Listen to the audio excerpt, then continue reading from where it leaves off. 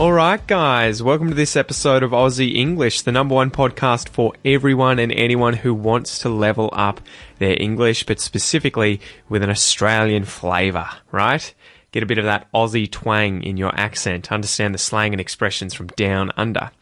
Today is part 2 of the interview that I had with Jonathan Stewart. So, as you'll remember when you heard the first episode, Jonathan and I met when he came over to my house and fixed up the wood oven. He works as a chimney sweep for A1 Chimney Sweep & Co. around the Geelong area. Remember, if you need your chimneys sorted out, if you need your wood ovens sorted out, give him a bell. He's a great guy, and you'll be able to practice your English with him, I'm sure.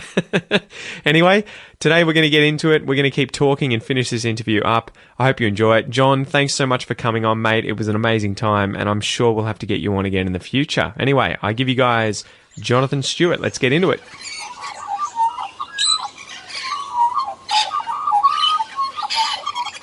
Yeah, I read a book about a murderer in Australia. There's a lot of them. Yeah. This guy... This is Ivan Milat?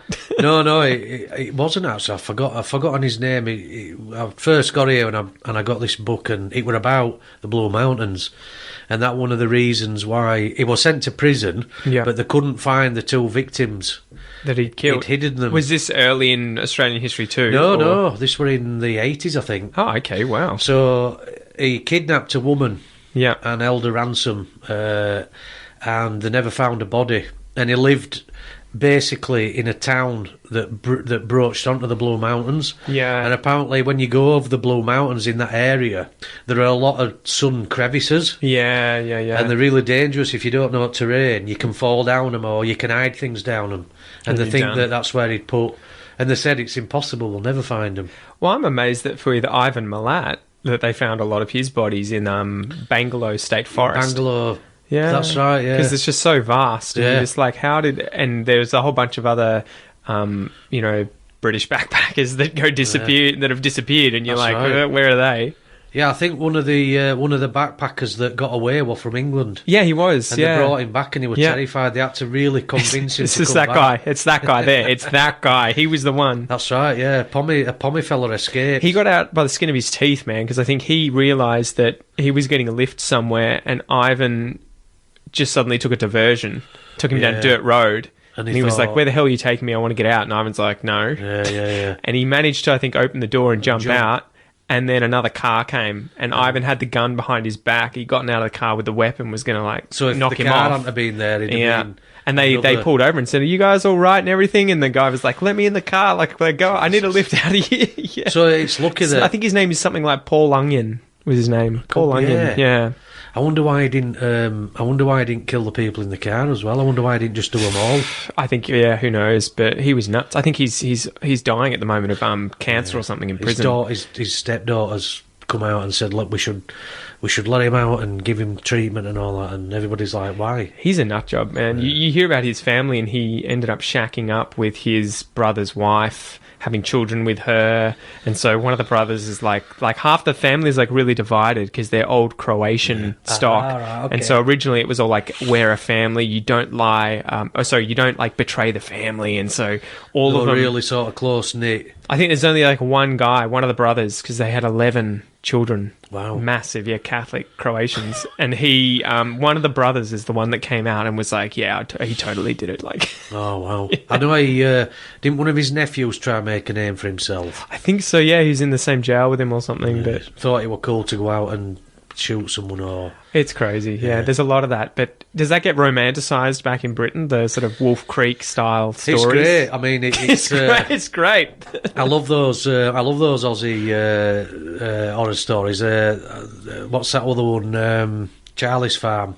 Yeah, you got to watch that. That's a good one. Charlie's Farm. But Wolf Creek's pretty creepy because it's supposed to be based on Ivan Milat. I know it's probably totally different to what he did.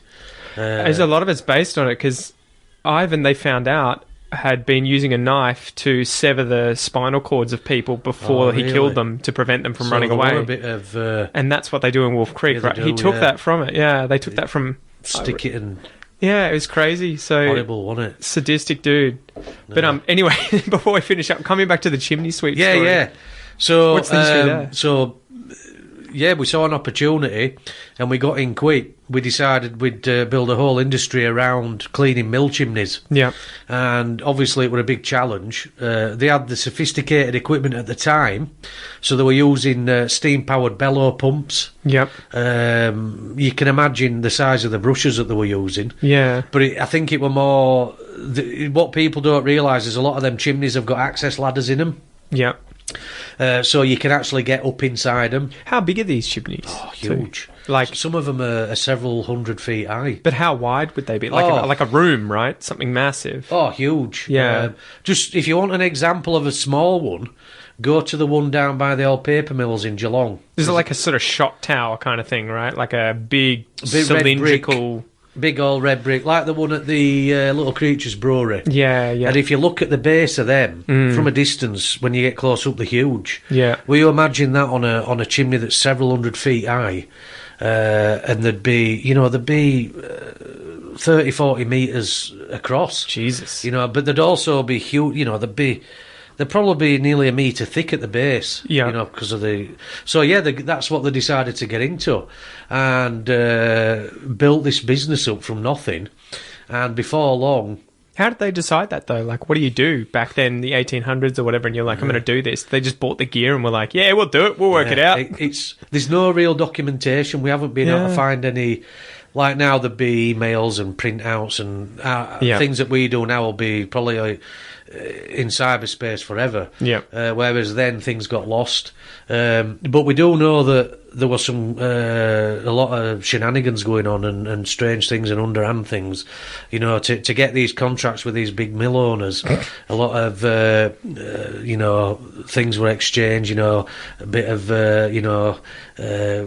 parcel here and there. Corruption was rife, was it? At the beginning, you see, we pretty much had the picking. Yeah. And then obviously all the companies start up.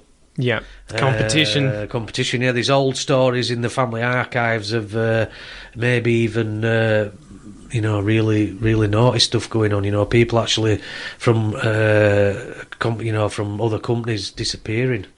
The chimney sweep wars. The chimney sweep wars. There were big money involved. Yeah, these contracts, huh? Yeah. So our family, pretty much back in the day, were quite wealthy. Yeah. There's nothing of it left. We've never seen any of it. Yeah. So to cut a long story short, they did really well. The ancestors built this big company up, and then at the decline of the Industrial Revolution, sort of at the end of the 1900s, that's when the decline sort of started. Because they're no longer using coal the same way or whatever that's going to dirty the chimneys, and it moves away from that. Yeah, mills... Using steam and everything? Or? Yeah, things started to change. You got people moving away from steam. Probably by about, maybe not in the 1900s, probably I'll say about the 1920s, 30s. Steam trains started getting replaced by diesel. Yeah. And same were happening in factories. It were turning electric, things like that. So they got rid of a lot of these chimneys were redundant. They didn't really need them anymore. Things got modernised. So did your family have to pivot and be like, all right, we're going back to houses and those chimneys? Yeah, they kind of, it slowly, over generations of chimney sweeps, they did different things. My dad and his brother, so my dad's one of 10 Holy moly. kids, 3 brothers, 7 sisters. Yeah. So him and his 2 brothers, I think one of the brothers had already got out of it in 60s or whatever. So yeah, he said to me, he said, look, when you leave, because I'd grown up doing it, I used to go with him on jobs on weekends when I wanted school, after school. I thought it was great. Working with grown-ups, getting treated pretty, like one at fellas, you get they'd let you have a sip of the beer if you went to a pub with them, and what I mean? You felt really grown up. You go to school and tell all your mates. And making your own money, right? Well, yeah, you get a few quid for helping out. Yeah. But yeah, my dad said to me when I left school in about 1988, he said, don't come into this industry, it's dying, it's gone. And you were like, too late. Well, yeah. But the writing were on the wall, because North Sea gas had come in 60s. Everybody were ripping the fires out and putting gas in, or electric. And so you started watching Home and Away and Neighbours and saw they were doing that down here, did you? And it were deemed a dirty fuel. Yeah. Everybody was sort of, you don't use coal, and it's funny because it's all come full circle. What do you think that is? Because, as a quick story, my grandparents, they bought a farm up near Bendigo, and it's a wooden cabin. It was a kit house. He built it. My grandfather built it. Oh, kit house. I think he had the big chimney and everything, the fireplace made out of stone. But then around that built the house. That's right. Yeah. But I remember that there's no electricity there. No. And so every time we go up, we have gas lights, candles, and the open fire, and the smell was always so, I used to love it so much. And those smells stay with you forever. Yeah, and you just you don't get that from a CFL light in the roof, right? Exactly, yeah. So do you think that's part of it? People like burning things because there is some sort of primitive thing going on there that we really feel nostalgic? I think what you've just said there is one aspect of it, without thinking about it. We all remember certain smells, when you strike a match. Yeah, that sulphur phosphorus, smell. right? Oh, yeah, solid tar, sulphur. when they're doing roads recently or today, that smell of tar coming in window and burning fires. Yeah. It all takes you back to your childhood. I wonder how much of it too is just, especially with fire, because especially boys, right? When I was growing up at the farm there with my grandparents, I'd always be the kids next to the fire, hiding from the heat around the corner with a stick, poking the logs and everything. That's right, always messing about with it. Yeah, exactly. Getting Mum into and Dad trouble. would be like, "That's enough, get away from it." I'm starting another little fire around corner in dry grass, and thinking, "Oh no, it's getting too big," and panicking and That's it. throwing some water on. And But do you think, I wonder how much of it is related to human evolution and how much we've been staring into the fire for hundreds of thousands of years, right? And it would be a weird time to move away and not have fire anymore. yeah, it's strange, isn't it? I think it's like everything comes around. Just related to that, but jumping off it, a different subject just briefly. First time around in 1980s, when I were a kid, I always wanted a Casio digital watch. Yeah. And they were quite expensive, and we couldn't afford one. I couldn't get one for Christmas. I never had one. Some of my mates had them at school. Yeah. And they were really cool. For me, I think the equivalent was a Game Boy. Yeah. My parents were always like, "Screw that, I'm not buying you that. You can get it when you're older." Yeah, that's right. And you see them now, at flea markets, but I've just recently bought myself. They brought them out again. A retro 1980s Casio World Time digital watch. Is that nostalgia, right? Yeah. And I think the Nokia 2210, right? That came back out. Exactly. And I don't think fire's any different. And I think there's quite a few reasons, but I think one of them, particularly in England, we all got duped with this clean, new technology that was North Sea gas. Yeah. Right? So you come home from work, you didn't have to light a fire. There were no mess, no hassle. You didn't have to wait to build the fire up. You flicked a switch, and within a couple of minutes you had a roaring hot fire. So this is the gas that was being mined in the North Sea above Scotland and That's everything, right, which made Edinburgh... wealthy, huh? Parts of Scotland really, really wealthy, and a lot of people really wealthy, but... that never comes down. Never trickled down. Never trickled down to Yorkshire. So, just in the form of gas that you bought. That's right, yeah. But over time, from that period up until, I'd say, the early 90s, late 80s, it started to become expensive. And people were sort of saying, hang on a minute, especially in England, where you've got a crap climate. Yeah. 7 months a year are cold. And, other, what's that, 7, 8, 9, other 5 aren't too good either, It's, a mixture of cold and warm, so 7 or 8 months a year is pretty crap. And people were saying, well, hang on a minute, this gas is no longer cheap, and fires were becoming less stylish. There were pretty old, clunky things stuck on walls. And people started ripping them off, renovating their houses, ripping the gas fires out and going, oh, there's a lovely big fireplace behind here. Opening it up. They'd never seen it before. We could use this. And actually making the fireplace a feature and a beautiful feature and putting a wood heater in. Because it would have been the original TV, right? The end of the night, you sit around it, that's light, it's warmth, you socialise around that until it dies down, you go to bed. Well, that's it, that's how it would have been, wouldn't it? Yeah, and it's still got that... whatever situation you're in, everybody loves to sit round a fire, whether you're having a drink of whiskey or a cup of tea, or whether you're chatting or you've got telly on or in background, Yeah. But it also became so that I had one put in my house. I renovated my house in England before we came here, and I put a lovely wood heater into the existing fireplace and renovated and exposed it all, and it was like a beautiful feature. And I didn't pay a cent for my wood. I used to go out and get it. Either off the back of a truck, yeah, off back of from a truck. from the royal family's woods, right? Well, that's actually another thing as well. Somewhere down the line, back in the day, we for a short period of time, my family business had the royal seal of approval. Yep. For chimney cleaning. Somewhere down the line, we'd done something to do with one of the royal houses. Not necessarily Buckingham Palace. It could have been Sandringham. It could have been one of the royal estates. It could have been Balmoral. Yeah. We'd cleaned the chimney somewhere, and when you do provide a service for the royal family, you get the royal seal of approval. Is this just sort of like you'll get passed on to the other royal family will know, they can use this guy, he's good. And you can use their advert, you see. You put the royal seal of approval, but you wouldn't, back then, there'd have been probably very little advertising. Yeah. But nowadays you'd have the modern chimney sweeps at Buckingham Palace will have the royal seal of approval on. That's an actual thing, because we thing. have that expression, right? Oh yeah, I got the seal of approval from my dad, meaning, like he said, it's okay, that's awesome. But that was an actual thing. Well, it's still a thing. If you were going any supermarket now and look on the shelves for things like, off the top of my head, what'll have it? Quality Street. If you look at Quality Street tins in shops, somewhere on that tin there's the royal seal of approval. Roundtree Mackintosh got the royal seal of approval from the royal family because they eat Quality Street. That's how it works. Far out. Yeah, most products in shops, something has got. Yeah. There's a certain line of it has got a royal seal of approval. Certain gins have got it. Does it mean anything then, though, if everyone has it? Well, no, not everyone. What I mean by that is, say you've got 100 items in a store, they're all different. Each line, at some point, that one of that particular brand. And that's what the best one is. So you might have 20 gins in a supermarket. Yeah. One of them will have the royal seal of approval.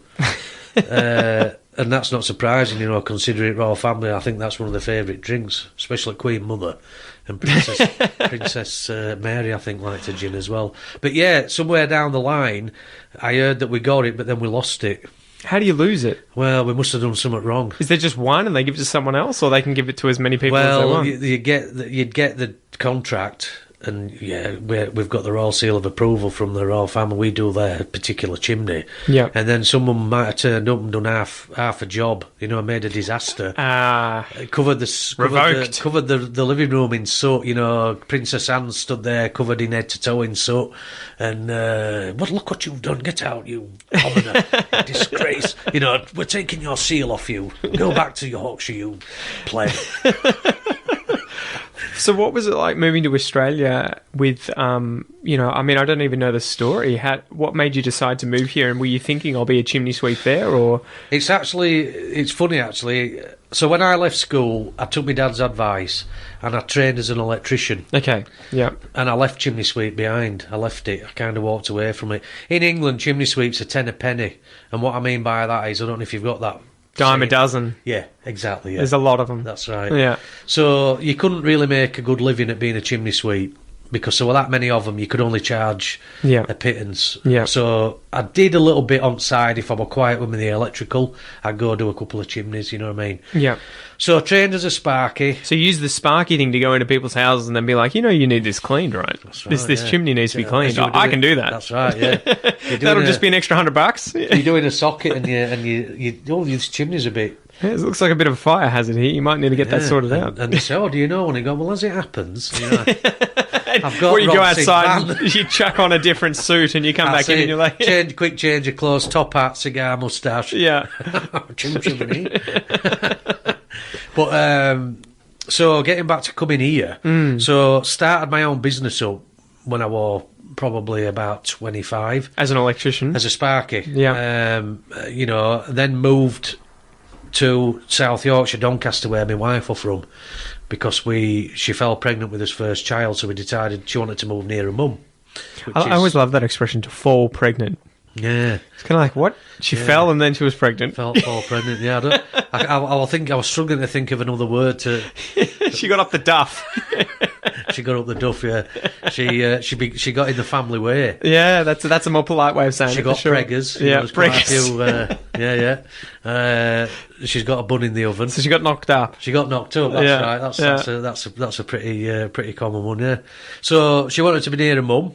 Mm-hmm. So that's when we moved into the house off the council estate. In the council okay. estate, we were paying cheap rent. I just started my business. Abigail were born. Everything were good. And then my sister at the time had been at university doing different courses after school. She'd never really done a job. Yeah. She just seemed to stay at university and keep doing degrees. That sounds like me. This is my first job after finishing uni. I was like, oh. Hey, don't knock it. I think, looking back, sometimes I think I should have taken that path, and stayed at school a bit longer. But no, it wasn't for me. Man, take a look around. You can buy a podcast, get that set up just as easy as going back to uni. It's you've got quite a good setup here. I'm quite impressed. I mean, I've got a computer. I only just know how to get around it, and I don't do anything on it that I don't have to do. Yeah, I only use it as a small tool in my daily life. I'm quite happy to use a pen and paper. Man, I'm envious. Once you get down this road, you have to start using this crap every day. There's no escape. Well, going back to what we were saying about pressures, in early working class lives, they had enough pressures at the time, but they didn't have all this sort of pressure. The modern, the car, the holidays abroad, the checking your phone every 20 minutes for Facebook notifications. Facebook, kids, they're sucked into buying the latest gadget, and it's just poor mum and dad, thinking, oh God, how much is that going to cost? Yeah, you've got all that to come. I know, it's going to be fun. It's great. I can't wait to be the first parent to be like, no, you can get that when you can pay for it. It's funny, it doesn't seem 2 minutes ago since I were in your position, and I've got three now that are 21, 16 and 13, so all still at home, which is great. My sister came out here. She did a degree in environmental science. Yep. And her and her friends from that course, when they finished and graduated, they decided to come to Australia. They got a 12-month visa. Yep. And they came out here and had a fantastic time. When was this? Which year? So my oldest daughter was young. I just started my business. I were about 27 at the time. So was this like early 2000s, late 90s, or? It had been about 2000, yeah. Yeah, okay. Late 90s, early 2000s. Yeah. And my sister came out here, and she came back and caught up with family, and she was telling me how great it was, with a tan. With a tan. How great Australia was, and I'm trying to run a business, and I've got other commitments, and and I'm like, yeah, whatever, half listening, not really taking much notice. And she said, you really need to go out. She said, they're crying out for electricians. Yeah. That's one thing, to pause you there. Did you find that weird that we've got cubs, right? Cashed up bogans, which is the sort of derogatory term. I've never heard that. When you said cubs, then I was thinking Cub Scouts. I saw it in your face. You're like, what? Yeah. No, we call them cashed up bogans. Yeah. Oh, okay. So this was a funny thing when I was at school. I remember going into high school, and one of the guys I went to primary school with was like, fuck this, I'm out at year 10. So he turned 16 and became, I think, an electrician or a carpenter, a chippy. Oh, right, and okay. I remember the next year he had a brand new Ford car, V8, and then all of a sudden he had a house when he was 18, and we were just like, what the fuck? How is this guy already? And so was that a weird thing when you came here and you found out that all these like electricians, sparkies, plumbers, everyone with these otherwise, labour jobs end up loaded with a lot of money because there's so much building out here? Yeah and no. I were quite successful. Well, when I say that, I were quite lucky. Busy, exactly. I moved to Doncaster at the right time. I started my business at the right time. Everything fell into place at the right time. Yep. And I were working 7 days a week. I were flat out, and I loved it. I were kind of money hungry, and I were earning good money. We had quite a lot of money in bank, and everybody else didn't. Most of our friends had debt. We had cash. And two chimneys. And two chimneys. I've never been one to talk about that. I don't talk about money. I don't believe in that because wrong people can hear. People get jealous. It's a private thing, money. If they get jealous, whatever. Haters gonna hate. But so no. I mean, I were earning good money for England. Yeah. But this thing And also, one thing that I did forget to mention is in the 60s, before I was born, before my dad met my mum, the side of the family, so my dad's side, the Chimney side, threw the towel in and emigrated here. Oh, okay. So in the 1960s, my dad and his two brothers and his 7 sisters and his mum and dad, so there were 12 of them, Oh, holy moly. emigrated out to Brisbane. Yep. Now, at that time, they didn't really have a choice. You had to go where you were told. Ah, okay. So there was like an incentive. We'll bring you out here or pay for you to come here, but you go where we want you to.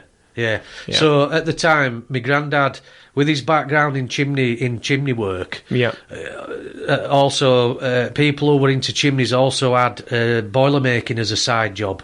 Oh, okay. Or got into boiler making because boilers came along and were there with the steam with the chimneys. Yeah. So a lot of people who were heavily into chimney industry got into boiler making. Yeah. And he was a boiler maker by trade, and so was, I think, his eldest son Ian. That's why my dad and his other brother were still chimney sweeps, and his other brother were a boiler maker with his dad. So they came out here, his older brother and his dad as boiler makers, got a job at Brisbane, came over on ship 6 weeks later, landed at Brisbane, didn't have the jobs, there were no job, this job didn't exist, so they had to live on, a lot of people when they emigrated out here, lived on like campuses.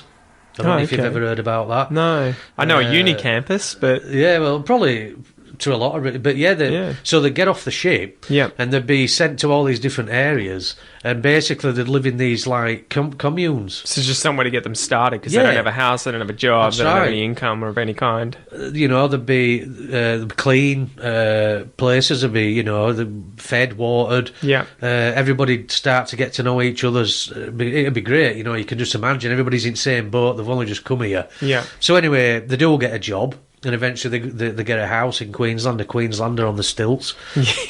But this is early 60s, so there were no aircon. Yeah, hence the stilts. Hence the stilts.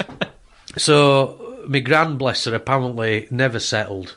She'd gone from looking after all these kids and being, a wife to my granddad and doing all that sort of thing to suddenly living in a really hot environment. And there were no real way to cool down. It must have been a bit of a shock. Yeah, and I don't think that she never really settled. She didn't like the bugs and the insects. My brothers, my dad and his two brothers and my granddad all got jobs. Yeah. My dad were a labourer on a building site. One of them worked in a plastic bag factory, believe it or not. Really? Yeah, and that must have been pretty hot. But yeah, younger ones, my aunties went to school. A lot of them went to school here for 3 years.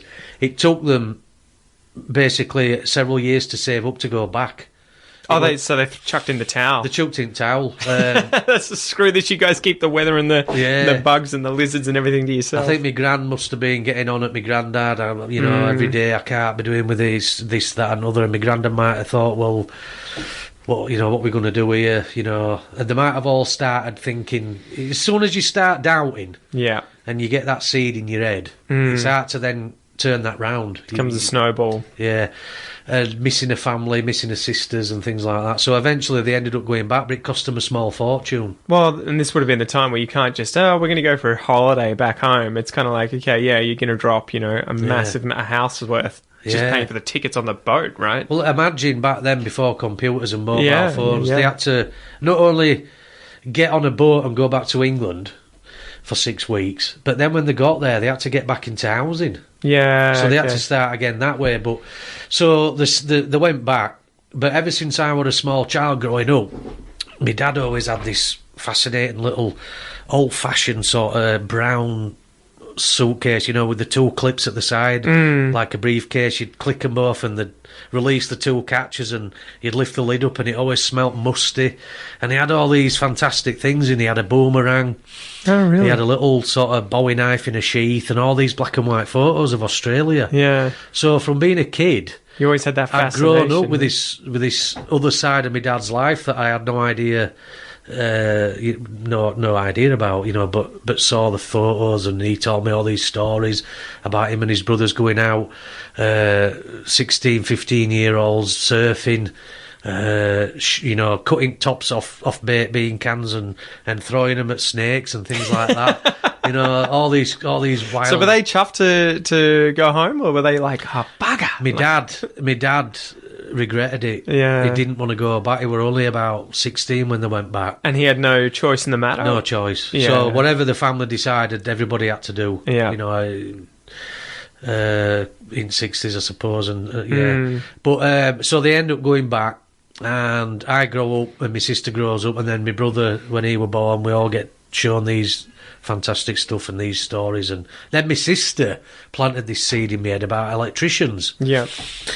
Now, it was burbling around in my mind for a few years. I were about 27 at the time. By the time I were in my early 30s, we'd had a second child. Thomas were born. He's 16, so he's about 5 years younger than my oldest daughter. Me and my wife started loosely talking about Australia. What spurred that? What made you decide? Was there something you were trying to get away from back home? Not like in a private way, but like you were just sick of English lifestyle? No, everything were going really well. Yeah. I was still making good money. Yeah. Just wanted a change. But me and my wife have both had itchy feet. We met in France. We both, when we were in his early 20s, met in France grape picking. We've both done a bit of travelling. That's what I envy about you guys, being able to just go for a 20k, a little tunnel ride, and you're in a completely different country. I've never been on that, actually, but yeah. It's you don't realise until you leave what you had. Yeah. Like, I'd never been on Channel Tunnel, but thinking about it now, I'm thinking, why did I never go on that, Yeah, well, and that's the same here with a lot of people who hang out in the cities, and they're like, oh, what, the Yuyangs? Or, like, we could have gone to Uluru. They're quite cool, them, actually, Yuyangs. We've been up there, me and my son. Yep. But yeah, so we started talking about Australia, and from I can't remember exactly how, but we knew that you can ring this number and they can score you over the telephone. In terms of how easy it's going to be to come over here and get it. Yeah. It's all about points. Yeah. And I think it still is. Well, they want certain jobs, right? That's right. They'll look and be like, okay, we don't have enough doctors in rural areas. Okay, we'll say anyone who gets over here on a visa who's a doctor, That's bam, we'll set you up in a rural area. And you've got to remember, this was before everybody had a PC. Yeah, yeah. So we had a little laptop. A lot of people didn't have a computer at home. Yeah. There were no smartphones. We were all working on the old Nokias. Man, it wasn't. Yeah, I had a Nokia back at uni. I remember playing Snake. That was the bomb. Yeah, Snake, yeah. God, yeah, that's a blast from the past. All those are coming back now. Retro, little game stations. As you were saying before, doing the full cycle, I think people are getting they want to get out of the loop. They're like, oh my God, I'm just being too stimulated by this crap. Yeah, modern technology, it's got its place, but I think people have been sucked into this technology sort of scenario, and people are like, it's nice to be able to step out, like you're saying, go to your house with your gas and your open fire and your wood cooker. It's kind of The most annoying thing about my grandparents' place now is there's reception there now. I think in the last year they've obviously built a phone tower that's so close that you can actually get your phone out, and the batteries last so much longer today. Turn it off. Just turn it off and leave it. Say you've lost it. You know what I mean? Exactly. So we made the call. Yeah. I remember us both making the call and on loudspeaker and talking to this lady. I can't remember if it were in England or Australia. I can't remember if the number where it went. Yeah. But I remember at the time, she said basically you've got enough points. Yeah. You speak fluent English. You've got a trade. More or less. Yeah, exactly. Yeah. I thought she was being quite kind. That's it. Because a lot of people say, "What did you say?" They don't understand me. What's he talking about? You're foreign. Yeah. But yeah, we had enough points, and we were like, "Oh, great!" And she said, "If you want to take it any further, you've got to do this bit." Okay. And there were another step, and we left it probably about another year. Okay. We rang up again, and was there a point? Was there something that made you just flip the switch and be like, you know what, screw it? Well, I think my sister were always in background. Yeah. Because I was quite close. She was still out here at that point. No, she'd gone back. Ah. Actually, there were a bit I missed out about that. So she met a bloke over here. Okay. And went back to England because the visa expired and they had to go back, one thing or another. And they told her, we don't want environmental scientists, we've got enough, right? Stay in Australia, stay in the colony. You'll have to go back to England and do a teaching degree. Yeah. We want teachers. So ironically, she went back to England and did a teaching degree, and I'll come back to that in a sec because it's quite ironic. So she started doing a teaching degree. Why didn't you tell her to become an electrician? Well, exactly, yeah. Exactly. I should have told her to become a plasterer or a tiler, shouldn't I? We should have given you that idea, and you found out there was enough points. You should have just been exactly, like... yeah. So we found out that it's a really tricky process early on, and we're advised to get an agent, and we did. We got an agent called Mick Breen in London, and he guided us through it. It was very, very complex, and it's designed in such a way. Your system's a great system. It's designed as a filter. Yeah. If you're not 100% committed to coming out, you won't pass Time it. wasters not welcome. You just won't commit yourself because it is so complicated. Yeah. I'll just give you a quick, just an example. Some of it boils down to the quality of the paper. What? Really? Yeah. So our agent said one of the things: don't go buying paper from a supermarket for your printer. Go to a specialist shop and buy watermark expensive coloured paper. So some of it were done on green, some of it were done on blue, some of it were done on white, and each section had a different colour. Just to make the process as easy as possible for these people doing it.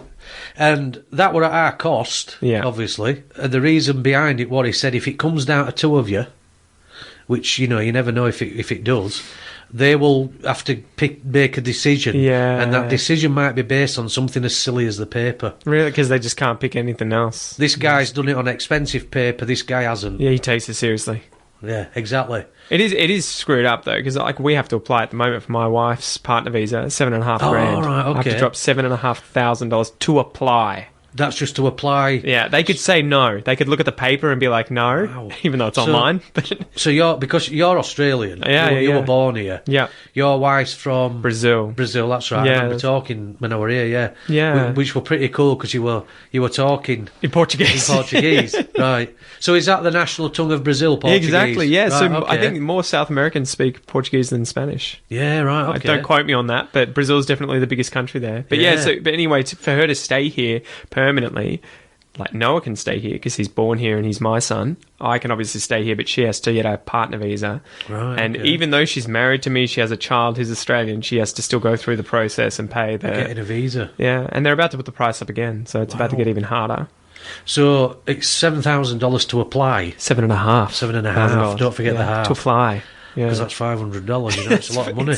It's ridiculous. And there were some people. She had a story about a friend of hers was married to a guy who had overstayed his visa here by 6 years. 6 years? Yeah. So he'd... How did he get caught? They applied for this visa. Oh, you're joking. And paid the $7,500, but it included that information. I was... So... and they said no. They just took the money and be like... They're going to do. They're going to... Yeah. Thanks, but no thanks. What the hell? Thanks for grassing yourselves up. Kel told me that, and I was like, what were these people thinking? Like, of course they're going to say no. You overstayed your visa by 6 years, and you've been dumb enough to pay the $7,500. $7,500. They're going to see this and be like, no. Oh, dear. Yeah, that's terrible. Yeah. I can understand... the feelings behind it. They might have wanted to feel more secure. They might have been thinking about settling down. Definitely, but leave the country. Like, leave, turn yourselves in, leave, sort it out, come back properly. Then do it from your comfort of your like we did, of our sort of comfort of your armchair. A bit of a saying. You're already at home. You're doing everything that you're normally doing. You're trying to do it, but if it fails, you haven't lost. Yeah. You've lost some money, yeah, because it is quite an expensive, long process, and at times we'd be pulling his hair out, yeah, because things would disappear, yeah, and we'd be ringing up, and it's all at opposite ends of clock, so we'd have to stay up till 2 in the morning to get them during the day to catch you guys, and it were all done through Adelaide, government department called Vet Assess, yeah, Vet and Assess, and the paperwork, mountains of it, which is interesting what you've just said, because I've given you a bit of an heads up there. Get some good quality paper. What's online? That's the problem now. It's all online. Yeah. I wonder if it is for emigrating to come here and things like that. I wonder if they still want the printed version. I don't know, but it's crazy what they need. Facebook conversations, or not specifically, but they need evidence of when you first met, how long you've been chatting together. Photographs and stuff. Photographs, that you're with other people, who then writes things saying that they know you've been a couple for a certain period of time. Because obviously so many Aussies were getting paid to bring in either wives that they'd met overseas, or they were getting paid by other people to be like, can you just marry me? I'll come to Australia and then I'll give you 10 grand and we'll get divorced in a few years and I'm an Australian citizen. How crazy is that? I mean, people actually did that to think that you'd actually commit and get married. It still happens today. They still go through this full process. If they have enough money, especially well-off families that for whatever reason want their child to come out here, it still happens from what I've heard, yeah. Yeah, right, okay. And that's the government's trying to crack down on that. But anyway, you got to Australia in the end. Yeah. You went through this full process. Went through a process. It was quite strange at the end because there was a pause in the system. Basically, the way they explained it to us was it's as if it's a conveyor belt and you've got 3/4 of the way up it and somebody's pressed the emergency stop button. You have to wait. Everybody's process had been put on hold because of Gillian Gillard. Really? Julia Gillard got you? Julia Gillard, she came into power and paused the whole immigration system. I think she wanted to just have a look and put her mark on it, you know, or show her authority. Her seal of approval. Yeah, I'm the new Prime Minister. Everything's going to stop while we have a look at this, you know, sort of thing. And we both said, you know, how long? Well, it's impossible to tell how long a piece of string. It could be a week, a month, a year. It could be a decade. Yeah. So they said our advice is just carry on as normal and forget about it for now. Don't think about it. So we actually sold his house, thinking, well, at least that's done. Yeah. For when we do emigrate. We were living in rented accommodation in countryside. It was a lovely spot. And we started thinking about, well, where should we go then if we can't get to Australia? Should we go to France? That's where we met. France is a nice part of the world. And at the time, because of the European Union, it's easy for you to move there, right? You can just live there. And it was full of stories of Poms going to France, buying old chateaus for peanuts, renovating them and having a great life. Yeah. And we thought, well, we'll do that. You know what I mean? I'm not sure why not more French people did that, to be honest. I know, it's crazy. They were doing it in England. Well, they're going to England, moving to Sheffield. That's it. Yeah. So and it were round about Christmas time. We came here in October 2011. We got the visa. The visa came through the following December. Yep. It was my wife's birthday, ironically. It were a birthday on the 16th of December, and a letter came through a post, and I was just looking through a post, and I thought it'll be a birthday card. You know what I mean? It was in like a from the immigration service. Yeah. It was sort of in a plain envelope. Didn't say anything really too much on it, or I didn't notice it. You know what I mean? I threw it to one side, and I got this phone call. I'm at work from my wife, and she's really excited. I'm thinking, geez, what somebody bought her? You just know your birthday, yeah. I'm going to have to get her a really good present because somebody's bought her somebody's given her and she goes, you'll never believe it, and she couldn't get it out, and I'm like, what's going on? She says, we've got the visa. Yeah. And I'm like, what? And she's going, yeah, we're in that envelope. And I'm like, oh shit, I thought it were a birthday card. You know what I mean? She says, we've been accepted, we've got the visa. Yeah. She said, the only thing is, it started 3 months ago. Well, because of this whole delay, it's just screwed it up. The visa had been granted, and then it had taken 3 months for us to get it. So we had 9 months to activate the visa, and you've got to do it in that 12-month span, otherwise you're going to reapply. Yeah. So it was a no-brainer. We had to activate this visa, so we sold everything, got rid of everything, just kept his personal possessions, kids' toys. Sold all his furniture, everything, anything that he couldn't put in a suitcase or put in a couple of container boxes. We brought about 12 sort of boxes, in a container. Booked flights and came here on a one-way ticket. I got in contact with somebody who I'd gone to college with. When we sold his house and we moved in this lovely house in Woods, it were in a suburb of Nottingham.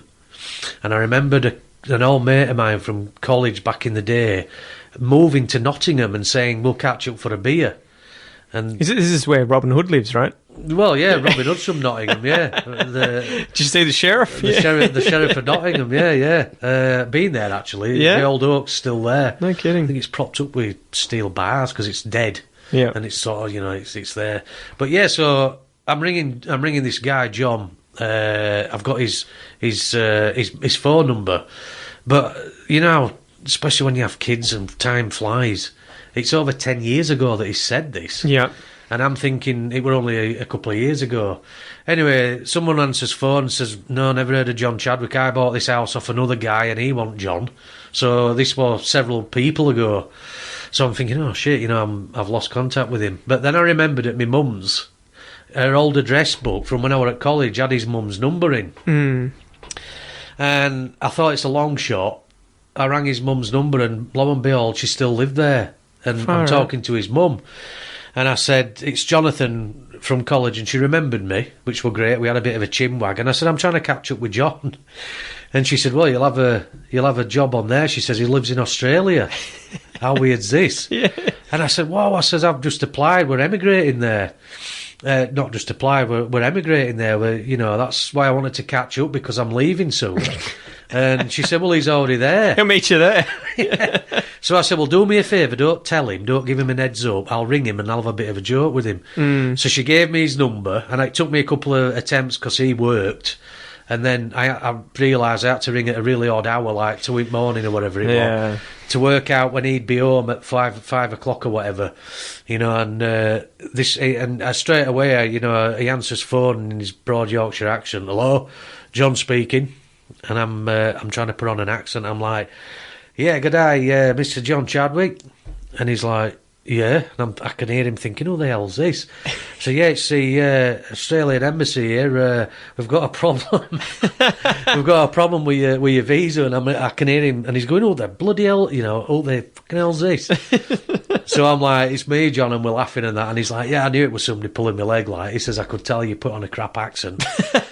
So we got talking, and he lived in Drysdale. Yeah, really? That's just down the road, guys. Just down That's 10 minutes away. Yeah. It's a small world. Not only did we sort of come here on a bit of a, you know, I think we're all a bit sort of up in air. It was this great sort of adventure coming to Australia. We didn't really have a plan where we were going to settle. Just flying by the seat of your pants, huh? Yeah, we just knew that we were going to fly to Melbourne, because we knew a few people that had been out, tradies, joiners that I'd worked with, had come to Melbourne. Some had stayed, some had gone back and said, oh yeah, that's where you want to be, that's where all work is. So we thought, right, Melbourne. So he said to me, right, I'll book you in at Barwon Caravan Park. Yeah. So we landed at Tullamarine, got Skybus to Southern Cross, V-line from there, right? All the way down to Geelong. And it was the 16th or 17th of October. It was Geelong Cup Day. Yeah. And everybody on train were dressed really smart, and the train were packed, and there were cops on there walking. This is a horse race, guys. Yeah. And me and my wife thought, wow, Australia's scred up. Everybody dresses real posh. It's like England used to be. It's like, just wait until the night, they'll be trashed. And then we found out it was Geelong Cup Day, and you know, and that what reason, and then we found out as well that a completely new concept via AFL. Yeah. Australian rules football. We'd never really seen it. We didn't know much about it, you know, and they just won the last flag, 2011, literally a couple of weeks before we got here. Yeah, the grand final's always at the end of September. Yeah. So we came a real sort of iconic time. Flag, you know, you just won a flag. Race Cup Day, we're on it. We're about 22 degrees. We thought it were red hot. You know, we've got our shirts on, t-shirts, which, you know, throwing us clothes for everybody's still got jackets, and you guys thinking it's still quite cool. Yeah. And we end up at Barwon Caravan Park. Which is, again, just down the road. just down the road, yeah. For 3 weeks until we change his driving licences over so we can legally drive here. Yeah. Pretty straightforward thing. Bought an old Falcon, had it converted to gas. Yeah. Got the government rebate on the gas conversion. And started exploring area and ended up renting an house in Port Arlington. Yeah, that's so crazy. And that's where we still live. Far 8 out. years later, we're still here in Port Arlington, and my oldest daughter now's got full citizenship. Yep. She's just passed that. Yep. If anybody's listening to this, don't tell her, because she's told us all to be very secretive about that until she gets the official document on Australia Day. That's when they do the actual exchange. So what are you doing? Are you doing the same thing? Are you hoping to get it, or you don't need to? You've got a... It'd be nice to, I am seriously thinking that me and my wife and two youngest should do it because we're on permanent residency. Yeah. But we haven't got permanent. Is that the right way around? We came on a permanent visa. Yeah. But we haven't got citizenship. Yeah. Yeah. So we've got permanent residency, Yeah. but not citizenship, which does have certain implications. Like, if we wanted to leave Australia now, I'd have to get a visa to come back. Yeah. Pay for a visa to come back. Yeah. And other things, I think, if you want to buy or build a house, you don't get that grant. Ah, okay. There's a few, Minor things. Man, it's like 10 questions. You'll be sweet.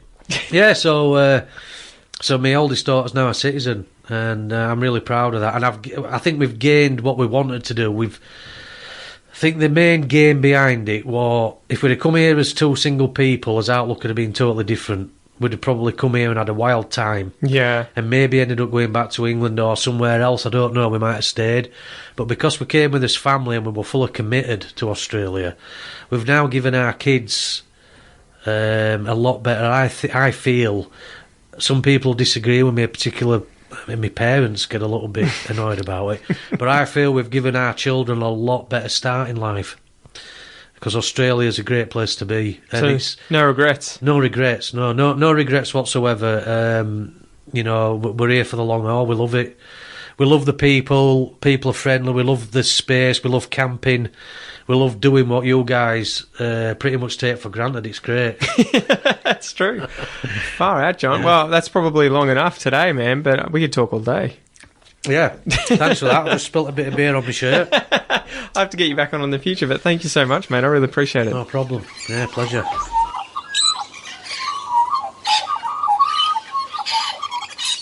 All right, guys, so that was the end of this two-part interview series with Jonathan Stewart. I really appreciate you coming on the podcast, John. It was absolutely amazing. And yeah, guys, remember, if you need your chimneys checked out, if you need your wood ovens fixed, anything to do with open fires and chimneys, contact John. He works for A1 Chimney Sweep & Co. around the Geelong area. He's an absolute legend and will hook you up. I'm sure he'll sort you out. Okay, anyway, guys, it's been a pleasure as always. I hope you have a great week, and I'll chat to you soon. Peace.